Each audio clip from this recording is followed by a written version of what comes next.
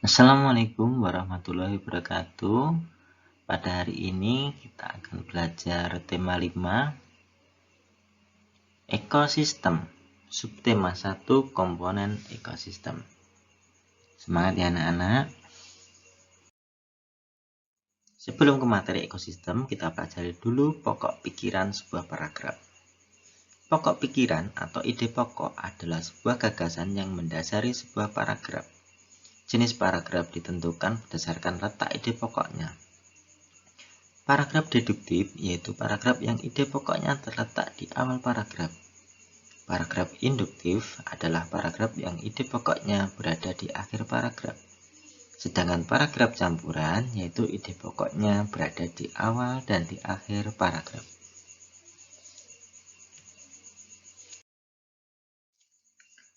Nah, anak-anak, langkah-langkah menentukan ide pokok yaitu yang pertama, membaca teks secara utuh dengan seksama. Jadi teks itu kalian baca dari awal sampai akhir, dibaca di dalam hati dengan seksama dan teliti. Yang kedua, memahami topik teks. Topiknya kalian pahami dulu. Topik itu sama dengan tema. Topiknya apa atau temanya apa hiburan, apa liburan, apa kegemaran. Nah, kalian pahami dulu. Yang ketiga atau yang C, memahami hubungan antar kalimat. Nah, anak-anak, jadi kalimat dalam satu paragraf itu saling berhubungan.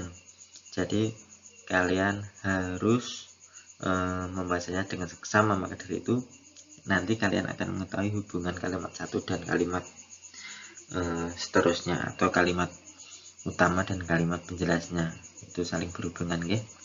Yang D, menentukan kalimat utama. Nah, anak-anak, dalam satu paragraf itu terdapat kalimat utama. Kalimat utama biasanya terletak di awal paragraf, bisa juga di akhir paragraf atau di keduanya. Nah, anak-anak, paragraf yang baik itu hanya memiliki satu kalimat utama. Kalimat utama itu adalah kalimat yang masih umum. Misalnya, Andi pergi ke pasar. Nah, Andi pergi ke pasar itu mau beli apa? Kita belum tahu. Bersama siapa juga belum tahu. Naik apa juga belum tahu. Berarti masih umum. Nah, kalimat yang masih umum itu disebut kalimat utama. Andi pergi ke pasar membeli buku, misalnya. Nah, Andi ke pasar membeli buku. Nah, Andi ke pasar membeli buku itu disebut kalimat penjelas. Nah, kalimat utamanya ya tadi, Andi pergi ke pasar. Itu masih umum, ya. Yang E, mencatat hal-hal penting setiap paragraf. Nah, jadi informasi-informasi penting dalam setiap paragraf dicatat, baik berupa istilah atau informasi lainnya, ya anak-anak, ya. Lanjut. Menguraikan informasi sebuah paragraf melalui kalimat tanya. Informasi adalah sebuah pemberitahuan mengenai suatu hal dalam buku ataupun dari media yang lain. Biasanya informasi yang diperoleh dari sebuah paragraf atau bacaan dikaji menggunakan beberapa kata tanya, seperti apa, siapa, mengapa, kapan, dan bagaimana. Kata tanya apa digunakan untuk menanyakan peristiwa, contoh, apa yang sedang terjadi. Kata tanya siapa digunakan untuk menanyakan seseorang, contoh, siapa namamu, siapa orang yang berdiri di depan itu. Kata tanya mengapa digunakan untuk menanyakan alasan atau sebab. Mengapa kamu kemarin tidak masuk? Mengapa kamu terlambat ke sekolah? Mengapa kamu tidak mengerjakan PR? Ya. Kapan digunakan untuk menanyakan waktu. Contoh, kapan kamu datang? Kapan kamu berangkat? Kapan Bapak pulang dari kantor? Dan kata tanya bagaimana. Kata tanya bagaimana digunakan untuk menanyakan keadaan atau cara. Keadaan dan cara. Bagaimana digunakan untuk menanyakan cara. Contoh, bagaimana cara membuat kue itu, bagaimana cara membuat layangan, bagaimana langkah-langkah mengerjakan soal berikut. Kata tanya bagaimana digunakan untuk menanyakan keadaan. Bagaimana keadaanmu? Bagaimana kabarmu? Nah, seperti itu ya anak-anak.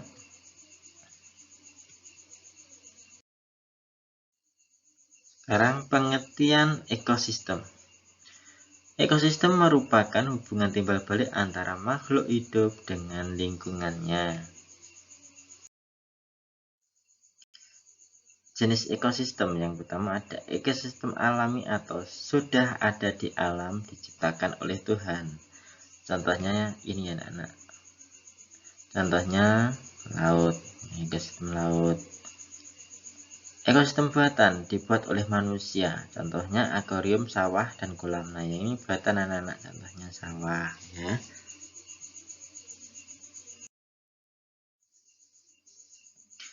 Komponen penyusun ekosistem, komponen biotik, makhluk hidup, contohnya manusia, hewan, dan tumbuhan. Komponen abiotik, benda tak hidup yang menentukan kondisi lingkungan dan jenis makhluk hidup yang menghuni ekosistem. Contoh suhu, cahaya matahari, tanah, air, udara, kenampakan alam, garam, mineral. Jenis komponen biotik berdasarkan cara memperoleh makanannya. Yang pertama ada produsen. Produsen itu dapat menghasilkan makanan sendiri melalui fotosintesis, yaitu tumbuhan hijau. Konsumen tidak dapat menghasilkan makanan sendiri sehingga harus memakan makhluk hidup lain. Dekompresor atau pengurai, jasad renik yang menguraikan bangkai makhluk hidup atau hasil pembuangan sisa pencernaan. Jenis komponen biotik berdasarkan tingkat trofik. Komponen autotrof berperan sebagai produsen karena dapat menghasilkan makanan sendiri melalui fotosintesis. Contoh tumbuhan berbiji, fitoplankton, ganggang lumut, tumbuhan paku. Komponen heterotrof berperan sebagai konsumen karena tidak dapat menghasilkan makanan sendiri. Konsumen 1, hewan herbivora, hewan omnivora. Konsumen 2, hewan karnivora, pemakan herbivora, hewan omnivora. Konsumen 3, hewan karnivora, pemakan karnivora, hewan omnivora. Dekompresor dan detritivor atau pengurai ini berdasarkan tingkatannya ya anak-anaknya. Jadi yang konsumen 1 itu hewan herbivora, hewan omnivora itu memakan ini, nah, tumbuhan ya, tumbuhan. Terus konsumen 2 ini memakan ini ya, hewan karnivora pemakan herbivora dan hewan omnivora.